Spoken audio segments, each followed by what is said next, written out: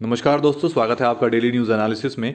This video series is presented to you by Ethica IAS. इस video series में हम आपके लिए लेकर आए हैं करंट अफेयर्स जो आपके यूपीएससी और स्टेट एग्जामिनेशंस के लिए बेनिफिशियल रहेंगे। आज है 12 नवंबर 2022 और आज हम करने वाले हैं दो न्यूज़ का एनालिसिस। सबसे पहले हम पढ़ेंगे 9th शेड्यूल के बारे में। ये आपके जीएस के सेकंड पेपर से संबंधित है, इंडियन पॉलिटी का पार्ट है।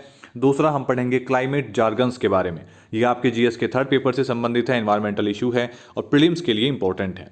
वीडियो में आगे बढ़ने से पहले मैं आपसे रिक्वेस्ट करूंगा कि आप इस चैनल को सब्सक्राइब कीजिए और बेल आइकन जरूर दबाइए ताकि आपको नोटिफिकेशन मिल सके और आप अपने करंट अफेयर का सेक्शन समय रहते कंप्लीट कर सकें।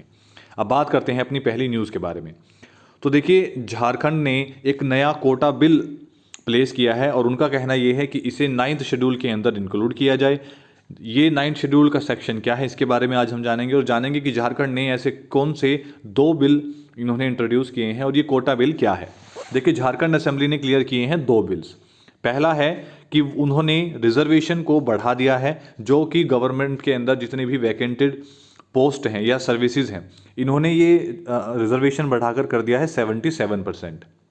दूसरा जो इन्होंने बिल इंट्रोड्यूस किया है वो है लैंड रिकॉर्ड से संबंधित।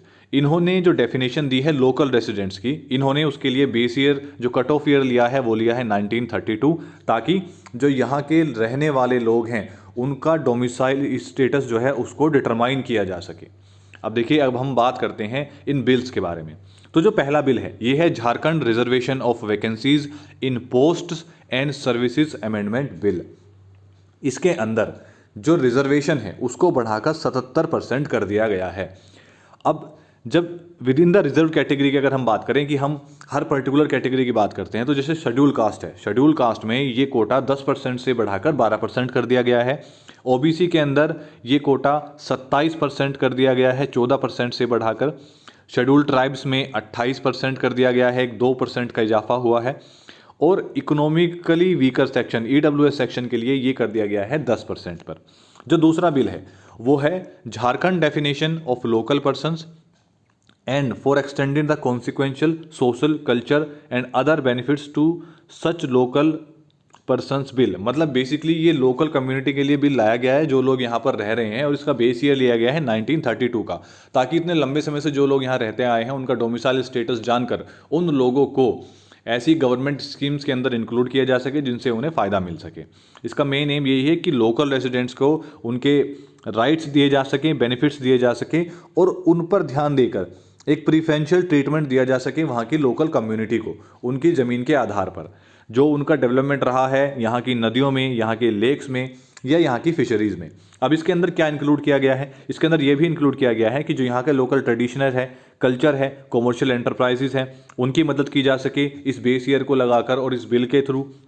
जो राइट्स हैं इनके एग्रीकल्चर इंडेप्टनेस से या फिर इन्हें एग्रीकल्चर लोन से माफ़ी दी जा सके, जो मेंटेन किया जा सके और प्रोटेक्ट किया जा सके लैंड रिकॉर्ड्स को, और सोशल सिक्योरिटी को बढ़ाया जा सके इन लोगों की, जो पर्टिकुलर झारखंड के रहने वाले लोग हैं जो 1932 से यहाँ रहते आ रहे हैं, जिनका डोमिसाइल स्टेटस इतने लंबे समय से यहीं का है, उनको सोशल सिक्योरिटी प्रोवाइड की जा सके। ये बेसिकली कोशिश यहाँ पर ये है कि एक प्रिफरेंशियल ट्रीटमेंट दिया जा सके उन लोगों को जो इतने लंबे समय से झारखंड में रहते आ रहे हैं, और एम्प्लॉयमेंट दिया जा सके प्राइवेट और पब्लिक सेक्टर के अंदर, ताकि ट्रेड और कॉमर्स जो है स्टेट के अंदर वो भी बढ़ सके और इसके अंदर भी ट्रेड कॉमर्स के अंदर भी इन्हें प्रिफरेंशियल ट्रीटमेंट दिया जा सके। अब देखिए, अब इन्होंने ये बिल तो पास कर दिए हैं, लेकिन ये ऐसा क्यों कह रहे हैं कि इन्हें 9th शेड्यूल के अंदर इंक्लूड करने की ज़रूरत है? क्योंकि ऐसा इसलिए कहा जा रहा है क्योंकि इन्होंने जो रिजर्वेशन है वो 77% कर दिया है, जबकि सुप्रीम कोर्ट ने एक सील किया हुआ है कि रिजर्वेशन को आप 50% से ज़्यादा नहीं बढ़ा सकते। अब ऐसे में अगर इस केस को अगर ये रिजर्वेशन 77% करते हैं तो इसे सुप्रीम कोर्ट में चैलेंज किया जा सकता है और सुप्रीम कोर्ट की वर्डिंग के हिसाब से इसे अनकॉन्स्टिट्यूशनल घोषित कर दिया जाएगा। तो अगर ये 9th शेड्यूल के अंदर इंक्लूड हो जाएगा तो इसे ये जुडिशनल स्क्रूटनी से बाहर हो जाएगा, उसके बाद इसके ऊपर सुप्रीम कोर्ट में कोई भी केस नहीं डाल सकता। सुप्रीम कोर्ट ने Indira Sahni versus union of India verdict के अंदर ये बात कही थी 1992 में। उन्होंने तब ये लैंडमार्क स्टेटमेंट दी थी कि आप रिजर्वेशन को 50% की सीलिंग से ऊपर नहीं लेकर जा सकते। हालांकि अगर उस पर्टिकुलर रिजर्वेशन की जो लॉ है या वो जो बिल है उसे अगर 9th शेड्यूल के अंदर इंक्लूड कर दिया जाए तो उससे 9th शेड्यूल जो है वो शील्ड करता है कि अब आप इसे जुडिशियल स्क्रूटनी के अंदर नहीं लेकर जा सकते, आप किसी भी कोर्ट के अंदर इसको चैलेंज नहीं कर सकते। देखिए, अगर हम पिछले ऐसे प्रीवियस केसेस के बारे में देखते हैं तो ऐसे क्या केसेस रहे हैं।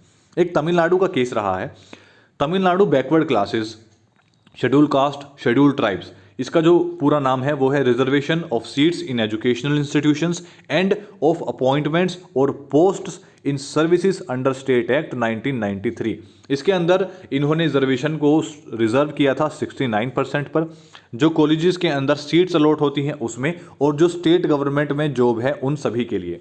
ये किया गया था तमिलनाडु में 1993 में। उस समय 1990s में सुप्रीम कोर्ट का एक वर्डिक्ट आया था जिसकी वजह से ये बिल कुछ कानूनी दांवपेच के अंदर फंस गया। तो यहाँ की जो चीफ मिनिस्टर उस समय की जयललिता जी थी, उन्होंने और स्टेट्स के अदर लीडर्स ने, कई सारी पार्टियों ने मिलकर एक डेलीगेशन नई दिल्ली गया। वो वहाँ पर जाकर प्राइम मिनिस्टर नरसिम्हा राव से मिले और उन्होंने इस प्रोविज़न को इंक्लूड करवाया 9th शेड्यूल के अंदर। जैसे ही ये प्रोविज़न 9th शेड्यूल के अंदर इंक्लूड होता है, ये सुप्रीम कोर्ट की जुरिस्डिक्शन से बाहर हो जाता है और तमिलनाडु के अंदर अभी भी ये लागू है। अब देखिए, अगर इसे 9th शेड्यूल के अंदर इंक्लूड कर लिया जाता है तो क्या होगा। देखिए, 9th शेड्यूल के अंदर कई सारे ऐसे बिल्स हैं, एक लिस्ट है सेंट्रल और स्टेट लॉज की जिन्हें कोर्ट के अंदर चैलेंज नहीं किया जा सकता। अगर हम बात करते हैं कि ऐसे कितने नंबर हैं, ऐसे कितने बिल हैं, तो फिलहाल 284 बिल्स ऐसे हैं, लॉज ऐसे हैं जो कि शील्डेड हैं 9th शेड्यूल के थ्रू, और इन्हें जुडिशियल रिव्यू के लिए कोर्ट के अंदर चैलेंज नहीं किया जा सकता। ज़्यादातर जो लॉ इसके अंदर हैं वे कंसर्न है एग्रीकल्चर या फिर लैंड इश्यूज से।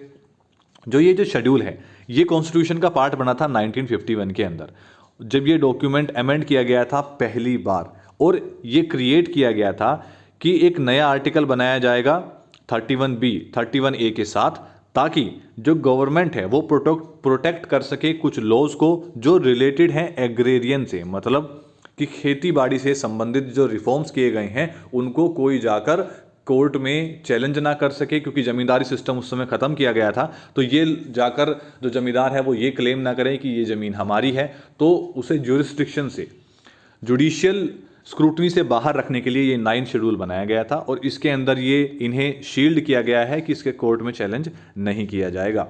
उसके बाद जब 31A को एक्सटेंड किया गया कुछ क्लासेस को प्रोटेक्ट करने के लिए, वो भी इसके अंदर इंक्लूडेड है। 31B शील्ड करता है इन स्पेसिफिक लॉज को और इन एनेक्टमेंट्स को। अब देखिए, जो 9th शेड्यूल के अंदर जितने भी लॉज हैं क्या वे कंप्लीटली बाहर हैं जुडिशियल स्क्रूटनी से। मतलब अगर हमने कोई भी बिल बनाया या लॉ बनाया और उसे हमने 9th शेड्यूल के अंदर रख दिया, तो क्या उसे किसी भी आधार पर सुप्रीम कोर्ट के अंदर चैलेंज नहीं किया जा सकता। तो देखिए, जो 9th शेड्यूल है वो एक सेफ हार्बर की तरह काम जरूर करता है। जो भी बिल या लॉ 9th शेड्यूल के अंदर रखा जाता है उसका जुडिशियल रिव्यू नहीं किया जा सकता, ये एक ब्लैंकेट की तरह काम करता है। लेकिन जब तमिलनाडु के अंदर 2007 में एक लॉ चैलेंज किया गया, ये केस आया जो था आयर कोहलो वर्सेस स्टेट ऑफ तमिलनाडु। इसके अंदर सुप्रीम कोर्ट के 9 जजों की बेंच ने एकमत होकर यह कहा कि 9th शेड्यूल के अंदर जितने भी लॉज हैं उन्हें आप on the ground of violation of fundamental rights, मतलब फंडामेंटल राइटों के उल्लंघन, या अगर ग्राउंड ये है कि फंडामेंटल राइटों का उल्लंघन किया गया है, इस ग्राउंड पर आप 9th शेड्यूल के अंदर जो भी लॉ है उसे चैलेंज नहीं कर सकते। लेकिन दे कैन बी चैलेंज, इन्हें सिर्फ तभी चैलेंज किया जा सकता है जब ये संविधान के बेसिक स्ट्रक्चर को वॉयलेट करते हैं। कोर्ट ने ये क्लेरिफाई किया था कि जो 9th शेड्यूल के अंदर लॉज हैं वो संविधान की बेसिक स्ट्रक्चर को से ऊपर नहीं है और इससे बाहर नहीं हो सकते। और इसके ऊपर एक लैंडमार्क जजमेंट भी आया था उसी साल 1973 में, केशवानंद भारती केस आया था। और मुझे उम्मीद है इसके बारे में आप सभी को पता होगा, क्योंकि ये हमारे हिस्ट्री का एक बहुत ही इंपॉर्टेंट केस है और हमारी तैयारी के लिए, हमारे एग्जाम पॉइंट ऑफ व्यू से भी। उस समय भी सुप्रीम कोर्ट ने ये बेसिक स्ट्रक्चर का जो टेस्ट है उस समय ये हुआ था हमारे संविधान का। तो इस अल्टीमेट टेस्ट के अंदर कॉन्स्टिट्यूशनल वैलिडिटी ऑफ लॉ के बारे में काफ़ी अच्छे से एग्जामिन किया गया है। अब हम बात करते हैं अपनी दूसरी न्यूज़ के बारे में। तो देखिए, जैसे COP27 अभी चल रहा है, तो COP27 के अंदर COP27 फिलहाल इजिप्ट में हो रहा है, शर्मल शेख शहर में इजिप्ट के।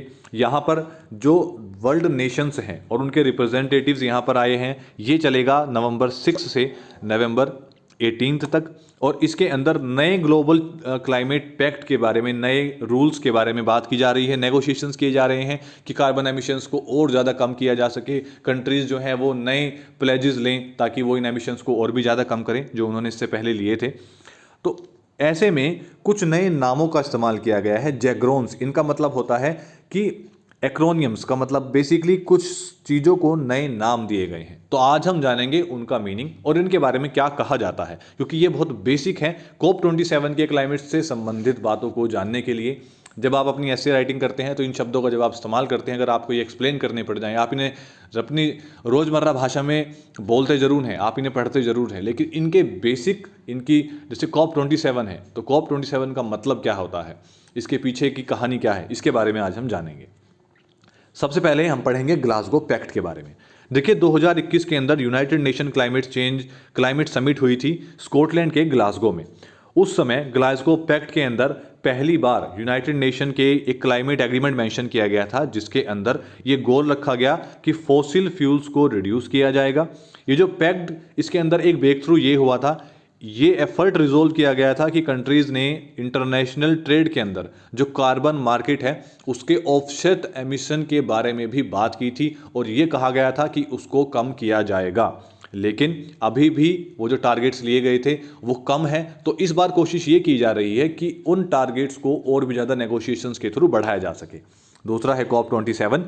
COP27 का मतलब है कॉन्फ्रेंस ऑफ द पार्टीज, मतलब ये एक सुप्रीम बॉडी है United Nations framework convention on climate change की, जिसे हम UNFCCC भी कहते हैं। इसके अंदर सभी कंट्री, जिन कंट्रीज ने पेरिस एग्रीमेंट पर साइन किया है, उन सभी कंट्रीज के रिप्रेजेंटेटिव्स यहां पर आते हैं, और ये मीटिंग हर साल होती है, एवरी ईयर।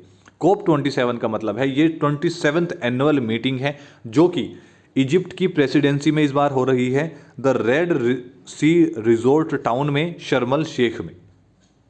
इसके बाद है नेशनल डिटरमाइंड कॉन्ट्रीब्यूशंस। देखिए नेशनल डिटरमाइंड कॉन्ट्रीब्यूशंस का मतलब है ऐसे प्लेज जो हर कंट्री लेती है का एमिशंस को रिड्यूस करने के लिए। ये इसलिए लिए जाते हैं ताकि जो क्लाइमेट चेंज हो रहा है उसे अडॉप्ट किया जा सके 2020 के बाद से। कंट्रीज़ ने, जितने भी देश हैं, सभी ने अपडेट किए थे अपने प्लेजेस, और उन्होंने ये कहा था कि हम इसे हर साल, हर 5 साल बाद इसे अपडेट करेंगे और एक्सपेंड करेंगे।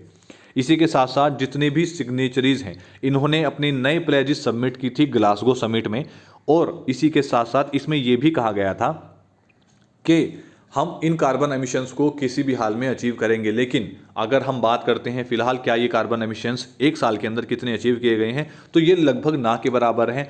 बहुत ही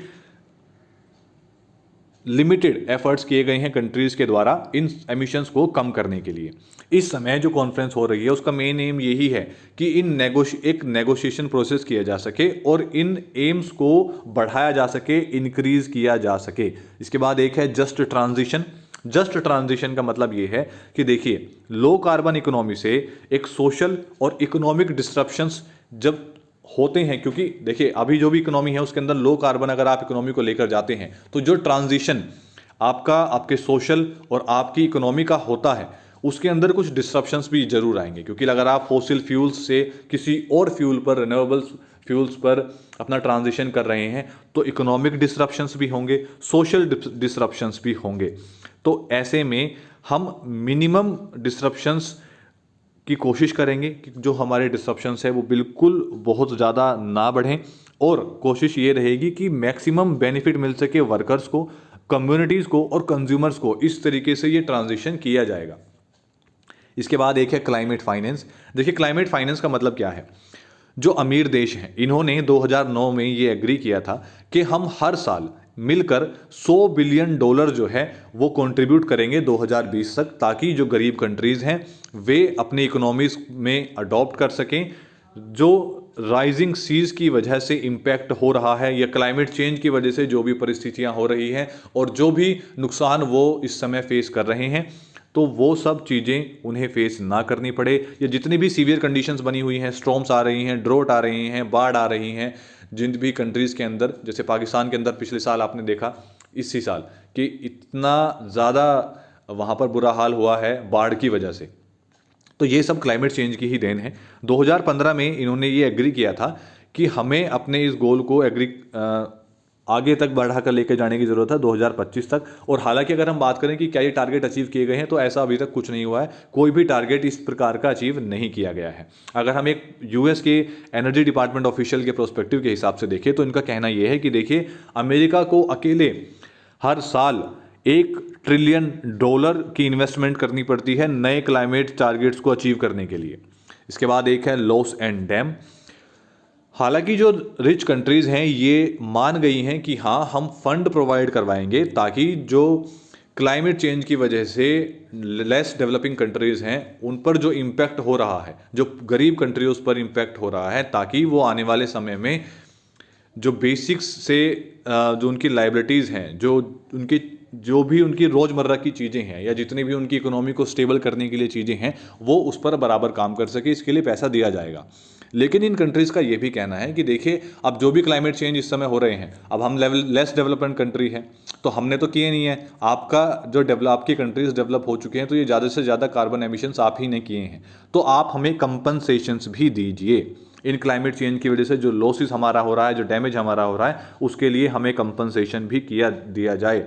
तो ये कंट्रीज़ वो कंपनसेशन भी कैलकुलेट कर रही हैं। तो ये लॉस एंड डैम इसी से संबंधित है। आज के लिए सिर्फ इतना ही।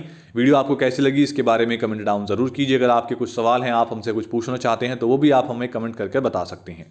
वीडियो को लाइक कीजिए, शेयर कीजिए, चैनल को सब्सक्राइब कीजिए और बेल आइकन जरूर दबाइए ताकि आपको इतना रिच कंटेंट रेगुलरली मिलता रहे। धन्यवाद।